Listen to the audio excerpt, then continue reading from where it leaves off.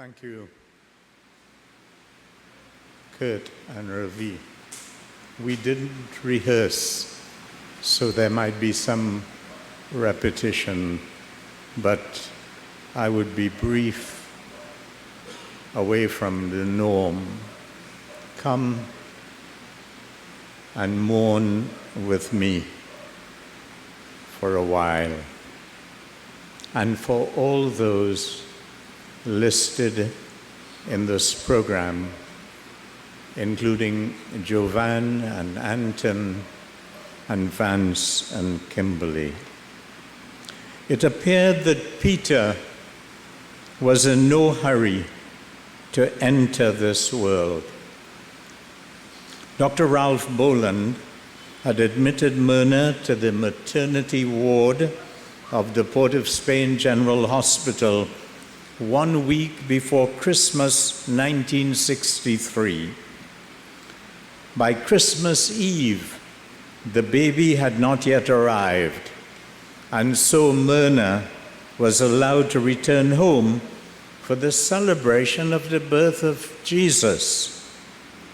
She returned the day after Boxing Day, and Peter, by Caesarean section, emerged on Old Year's, December 31st, to much rejoicing and thanksgiving.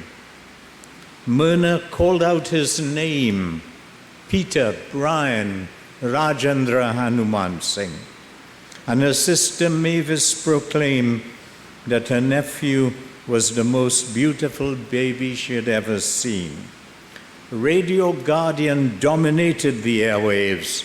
It's a boy. It's a boy. 1 week later, using Devanarayan Dev's borrowed Zephyr, I took my wife and precious firstborn to our Canoopia home. 3 years later, Peter would be center stage in my campaign for public office. My brochure carried a family photograph with Myrna and Peter. Ashford, Peter's uncle, as well as my brother Gideon, remembered the impact of that visual with a baby boy with long curls. Perhaps it was the setting for his eventual outstanding academic achievement of first-class honors in political science from York University in Toronto. Patrick Taylor, one of Peter's York University lecturers, on hearing of Peter's passing, sent us this email. Peter was special. I will always remember the day many years ago when he came up to me after a lecture in my first-year course to inquire why Jamaican folk tales used the tiger as a symbol in the Anansi and tiger stories, and there were no tigers in Africa. I was stumped. Professor Patrick writes, he forced me to think. He was very intelligent, inquisitive, and insightful scholar, and a pleasure to talk with and discuss issues. Peter had informal preschool exposures, attending classes wherever his mom taught. Freeport, Presbyterian, Bamboo Grove, and Quebec. Then to St. Mary's College, where Cyril Collier recognized Peter's creative skills and initiated him early to the college's main stage. From St. Mary's, the University of the West Indies admitted him to the engineering faculty, but the incessant call to the literary expression led him to York University to pursue studies in fine arts and political science. Then to the University of Toronto, where he earned his Master of Arts degree. He was invited to pursue a master's in journalism at the University of Western Ontario, But the determination to return home was too powerful, and so he enrolled at the University of the West Indies, where he was awarded the PhD in sociology with high commendation. His thesis was accepted for publication by UE Press, but ill health in recent years stumped its pursuance. Peter did significant and outstanding work in media, starting with AVM Television, the Independent and Mirror newspapers. Many will remember his weekly column in the Mirror titled Small Acts. He also worked for The Guardian as a sub-editor and was promoted to the position of editor, but instead took up a position in communications with the Ministry of Planning and Development. Peter was a founding director of Heritage Communications Limited.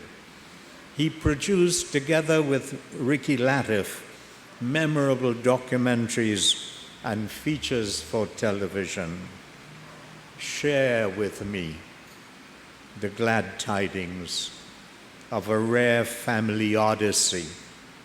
On Friday, 29th October 2010, the Chancellor of the University of the West Indies, Professor the Honorable Georgia Lane, conferred the degree of Doctor of Philosophy with high commendation to Peter Hanoomansingh. A big event in our lives, the first member of our family to receive a PhD. And the following afternoon, the Chancellor presided over another induction ceremony, the award of the degree of Doctor of Laws honoris causa to his dad, who is before you today. My family and I have been comforted by the revelations through Facebook postings, telephone calls, emails, and personal visits of the tremendous impact Peter had on a wide cross-section of Trinidad and Tobago society. As if with one voice, the messages tell of Peter's academic achievements, compassion, and commitment to a better society. As a matter of choice, though, he preferred the village settings and folk to board and common rooms. His choice community was Rosalac, the place of his mother and maternal family. Music, as Kurt pointed out, was an essential part of Peter's existence.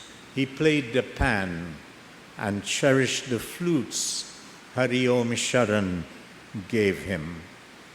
He knew all Bob Marley's redemption songs, moved by the lyrics. Peter was a passionate runner and would run from his Valsine home to the hills of St. Joseph and Mount St. Benedict, and perhaps might be singing, "Unto the hills above do I lift up my longing eyes." He completed the marathon 1 year and did smaller events in Mayaro and elsewhere. He covered Valsine 3 miles almost daily, running alone, saying it was the time to meditate. He had good eating habits. And then came wrenching back pains. Blood tests after blood tests and x-rays revealed nothing untoward. But Dr. Dyanand pressed on with the revelation that a lurking viper had struck. It was called multiple myeloma. It first attacked his spine, affecting his posture and reducing his height. Inside his body, it targeted the kidneys as well. General Colin Powell, who also suffered from multiple myeloma and kidney disease and who recently passed on, talked about the trauma of 3 days in 1 week for hospital visits. For Peter, it was 4 days. In addition to the doctors, Peter looked for alternatives and had a determination to defeat the viper.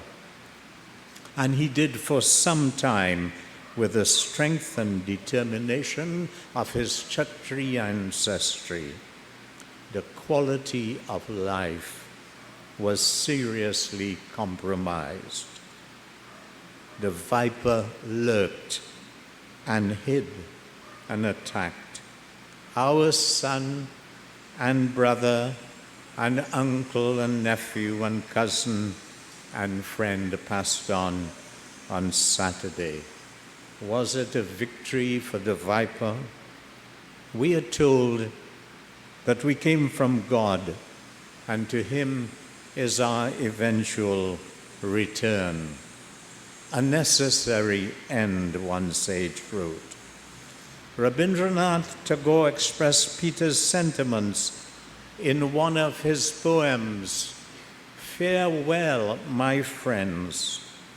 It was beautiful as long as it lasted, the journey of my life. I have no regrets. The pain I'll leave behind. Those dear hearts who love and care, the strong arms that held me up when my own strength let me down. The strongest of the arms was his mother's, 24 hours per day, and his two brothers, Kurt and Ravi, whom Dr. Chelsea Garcia called the world's greatest brothers, and sister-in-law, Anipa. Peter, Brian, Rajendra, you raised us up at all times, even the most challenging. Because of your passing, we have discovered that the love and admiration for you these 58, 59 years were extended in large measure to a wider societal embrace. In our hearts, you will live on till the end of our time. Rest in peace, Beta.